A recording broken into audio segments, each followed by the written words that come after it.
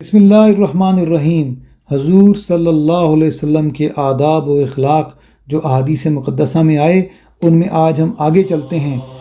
کہ آپ صلی اللہ علیہ وسلم کے جو ساتھی تھے ان کے بارے میں کیا کہا گیا۔ تو جب انہوں نے حضور صلی اللہ علیہ وسلم کی سیرت مقدسہ جو کہ آپ کے ساتھیوں کے ساتھ تھی اس پر سوال کیا، تو حضرت امام حسن کو بتایا گیا کہ رسول اللہ صلی اللہ علیہ وسلم کی طبیعت کے خوش مزاج اور انتہائی نرمی کا برتاؤ کرنے والے اور دوسروں کے ساتھ اچھی طرح پیش آنے والے تھے، اور آپ صلی اللہ علیہ وسلم سخت مزاج اور بدتمیز بالکل بھی نہ تھے، اور آپ صلی اللہ علیہ وسلم بازاروں میں نہ تو آواز بلند کرتے، نہ کبھی کوئی گندی بات زبان مبارکہ پر لاتے، نہ ہی کسی پر کبھی عیب لگاتے، نہ ہی کبھی کسی سے ایسا مذاق کرتے جو کہ ادب کے مقام سے اس کو غافل کر دے، اور نہ ہی ایسا مذاق کرتے جس سے کہ کسی کی طبیعت کو پسند نہ آئے، اور آپ صلی اللہ علیہ وسلم کبھی مایوس نہ ہوتے۔ اور تین چیزیں آپ کی سیرت مقدسہ میں، آپ کی زندگی میں مکمل طور پر غائب تھیں ہی نہیں۔ ان میں سے ایک یہ ریاکاری، یعنی کہ دکھاوا آپ کی زندگی میں تھا ہی نہیں۔ دوسرا بیکار گفتگو، یعنی آپ صلی اللہ علیہ وسلم نے کبھی کوئی بے معنی اور بیکار گفتگو فرمائی ہی نہیں۔ اور تیسرا غیر مفید کام، کہ آپ صلی اللہ علیہ وسلم نے کبھی ایسا کام نہ کیا جس سے کہ کوئی دین و دنیا کا فائدہ مقصود نہ ہو۔ حضور صلی اللہ علیہ وسلم لوگوں کو تین باتوں سے بچنے کی تلقین فرمایا کرتے تھے۔ ایک یہ کہ لوگوں کی برائی کو سنیں اور ان کی برائی کریں، اس سے منع فرماتے تھے۔ دوسرا کسی کی پردہ دری کرنے سے، معنی یہ کہ کسی کی اگر کوئی بری بات پتہ ہو تو وہ دوسرے لوگوں کے سامنے اس کو نہ کھولا جائے، اس سے منع فرماتے تھے کہ لوگوں کے سامنے دوسروں کی برائیوں کو نہ کھولو۔ اور آپ ایسی بات چیت کرنے سے منع فرماتے تھے جس میں ثواب کی امید نہ ہو۔ اور آپ صلی اللہ علیہ وسلم جب اپنی زبان سے کچھ ارشاد فرماتے تو اہل مجلس یعنی صحابہ کرام اپنے سروں کو اس طرح جھکا لیا کرتے تھے جیسے کہ ان کے سروں پر پرندے بیٹھے ہیں،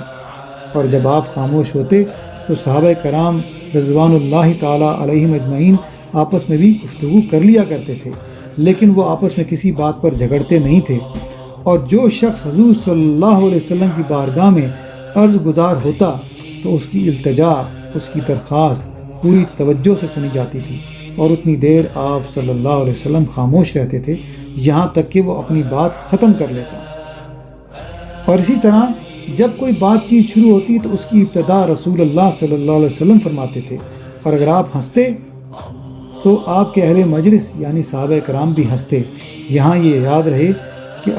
احادیث مطہرہ سے یہ ثابت ہے کہ حضور صلی اللہ علیہ وسلم کا ہنسنا ایک مسکرانے تک محدود تھا۔ اور اسی طرح اگر آپ کسی بات پر تعجب کا اظہار فرماتے تو صحابہ کرام بھی تعجب کا اظہار کرتے۔ اور آپ صلی اللہ علیہ وسلم کوئی اجنبی شخص اگر آ جاتا جو صحابہ کرام میں سے نہ ہوتا، جس کو لوگ نہیں جانتے، جو آپ صلی اللہ علیہ وسلم کی عظمت کو نہیں جانتا، اور وہ آپ صلی اللہ علیہ وسلم کے سامنے سختی سے بات کرتا، بدتمیزی سے بات کرتا، تو آپ صلی اللہ علیہ وسلم اس پر صبر فرماتے۔ اس پر بہت سارے واقعات ہیں جن میں کہ بدو آئے یا کوئی دور سے لوگ آئے جو آپ صلی اللہ علیہ وسلم کو جانتے نہ تھے اور انہوں نے آپ کے ساتھ بدتمیزی سے کلام کیا، تو آپ صلی اللہ علیہ وسلم نے صبر فرمایا۔ اور اسی طرح آپ صلی اللہ علیہ وسلم نے عام حکم دیا ہوا تھا کہ جب کسی ضرورت مند کو دیکھو تو اس کی ضرورت کو پوری کرنے کی کوشش کرو۔ اسی طرح آپ صلی اللہ علیہ وسلم غیر ضروری تعریف کو قبول نہ فرماتے اور نہ ہی کسی کی بات چیت کو کاٹتے، اور اگر کوئی تجاوز کرتا یعنی زیادتی کرتا، بات چیت میں زیادتی کرتا یا تعریف میں مبالغہ کی کوشش کرتا تو روک دیتے اور وہاں سے اٹھ کھڑے ہوتے۔ اسی طرح ایک اور روایت میں یہ بھی ہے کہ حضرت امام حسن نے رضی اللہ تعالیٰ عنہ نے دریافت کیا کہ حضور صلی اللہ علیہ وسلم کی خاموش رہنے کی کیا کیفیت ہوتی تھی، تو جواب ملا کہ آپ کی خاموشی کے 4 وجوہات ہوتی تھیں۔ ایک حلم، دوسرا احتیاط، تیسرا اندازہ، اور چوتھا تفکر۔ آپ کا اندازہ اس وجہ سے تھا کہ سب پر نظر رہے اور ہر ایک کی بات پوری توجہ سے سن سکیں، اور آپ کا تفکر یعنی آپ کی فکر، آپ کی سوچ فنا ہونے والی چیزوں اور جو باقی رہنے والی چیزوں کی حقیقت سے آشنائی یا ان کے جاننے کی وجہ سے تھی۔ اور حضور صلی اللہ علیہ وسلم کا حلم یعنی کہ آپ کا صبر، آپ کا طریقہ کار صبر آمیز تھا، اور اگر